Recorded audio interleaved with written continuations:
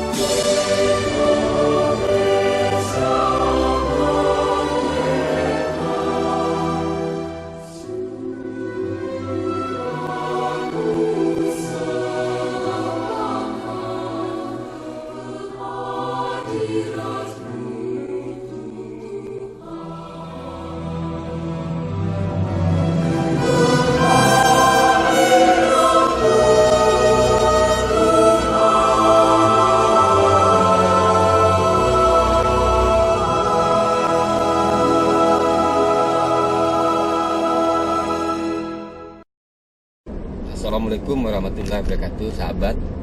Saya perjalanan menuju Depok ke tempat ponakan saya Mulifa Channel.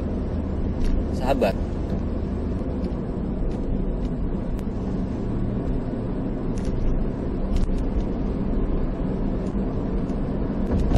sebenarnya apa yang kita ragukan itu lebih mudah terjadi.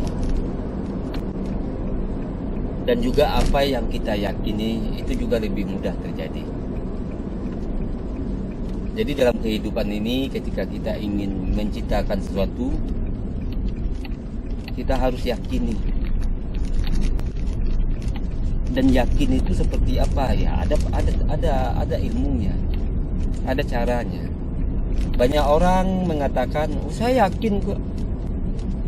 Tapi dari tindakan, dari perbuat, dari roman wajah, dari bentuk tubuh dia tidak yakin. Mengatakan sesuatu itu dengan mulut itu sangat mudah. Tapi pengejauhan tanya kepada diri, perilaku, gaya tubuh itu berbeda, hanya orang-orang tertentu yang memahami. Nah, jika sudah tahu, begini sahabat. Apa yang kita cemaskan, apa yang kita ragukan, dan itu yang terjadi. Apa yang kita yakinkan itu juga lebih mudah terjadi. Jadi ini bukan berbicara soal kalkulasi-kalkulasi begini, tidak. Kita hanya berbicara sebagaimana prinsip hidup saya, alam terkembang menjadi guru. Jadi ketika terjadi suatu pola-pola ya, yang saya selidiki, yang saya pahami, yang saya amati, ke berapa kejadian, minimal 100 kejadian. Nah, ketika kesimpulannya itu sudah saya dapat, itu menjadi pengetahuan. menjadi pengetahuan yang bisa saja dilakukan, bisa bermanfaat untuk orang lain. Karena ketika terjadi suatu pola-pola yang berulang, hasilnya juga akan berulang-ulang seperti itu. Itulah sebabnya belajar ilmu NLP yang berasal dari Amerika itu mahal. Ya yang seperti itu, yang alam terkembang menjadi guru ini. Saya akan bercerita. Saya bukan orang sukses, sekarang pun masih miskin. Tapi saya bercerita tentang di suatu saat waktu itu saya masih tetap memang orang miskin, tapi ada perbedaannya. Jadi dari dulu bagaimanapun keadaan ekonomi saya bergaul dengan orang-orang kaya, dengan orang-orang hebat atau apa. Ada perbedaan. Nah dulu itu selalu yang hanya ada dalam pikiranku bagaimana buat makan besok pagi. Bagaimana buat makan besok pagi. Karena selalu bertanya bagaimana buat makan besok pagi. Jadi itu yang selalu terjadi terus menerus. Setiap pagi, tengah malam sudah bingung karena berpikirnya begitu. Sekarang tak pernah berpikir seperti itu. Kedua, ketika saya jalan sama teman-teman, sering saya jalan sama teman saya Haji Muklis, apalagi dengan mobil mahalnya misal, di saat dia beli bensin, hati saya tercekat melihatnya. Kenapa? Dia ngisi bensin, sekali ngisi misal 700.000. Saya berpikir ketika itu, waduh, buat ngisi bensin saja 700.000. Nggak mungkin lah saya punya mobil.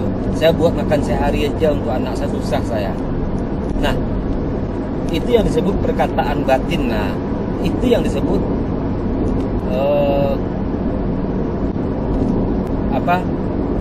keraguan. Sehingga memang itu yang terjadi. Dalam proses yang panjang akhirnya saya memahami dan tidak pernah berpikir seperti itu lagi. Sama juga tadi, saya setiap kemana rata-rata hampir berkendaraan sendiri. Kita masuk tol kan tentu juga mahal. Kalau dipikir, mending naik angkot saja atau apa. Tapi sahabat, jika kita bebaskan pikir kita dengan kalkulasi yang melemahkan itu, maka kekuatan yang akan muncul. Artinya gini, tidak masalah kita keluarkan uang berapapun dengan tujuan yang jelas. Jangan menggerutu dengan tujuan yang jelas. Nanti uang juga akan mencari jalannya sendiri untuk datang kepada kita. Jadi dengan tujuan yang jelas ya. Contoh seperti kita berkendaraan yang memang harus kita beli bensin, harus kita bayar tol, harus. Jangan dihitung lagi. Jangan naik ini aja mending ya, tidak perlu. Karena sebagaimana kita melakukan sesuatu dengan nyaman-nyaman saja, maka kenyamanan itu juga yang membuat sesuatu itu akan masuk lagi kepada kita. Itu sebabnya jangan pikirkan ketika memang kita ingin bantu orang, jangan pikirkannya kalkulasi, bantu orang itu.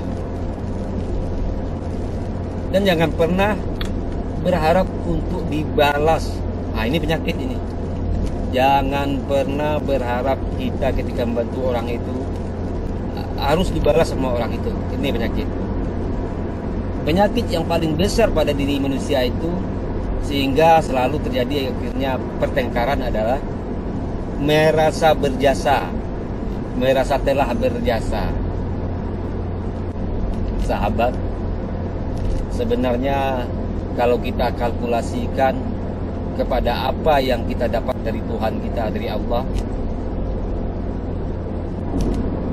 tentang kebaikan yang kita lakukan, maka kita tidak akan pernah berpikir bahwa kita berjasa kepada siapapun. Sudah dapat maknanya, sudah tahu.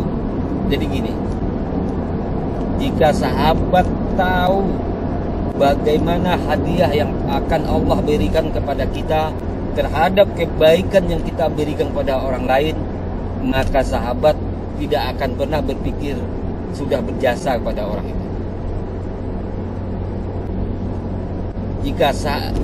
Dan sahabat tidak akan pernah berpikir saya telah berbuat baik pada orang itu.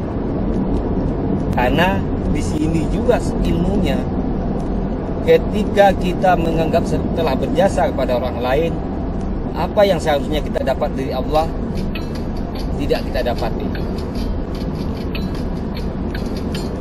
Kedua, sudahlah apa yang seharusnya kita dapat hal yang besar dari Allah tidak kita dapati. Kita juga mudah menghakimi orang, kita juga mudah sombong. Ketika orang yang pernah kita bantu tidak menegur kita, kita langsung marah-marah. Kita akan langsung kecewa. Jadi oke sahabat, ingat,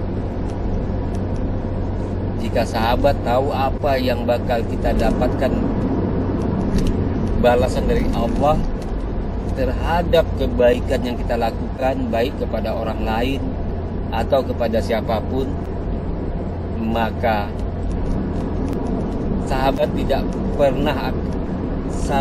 akan pernah berpikir bahwa sahabat telah sangat berjasa pada kehidupan orang lain.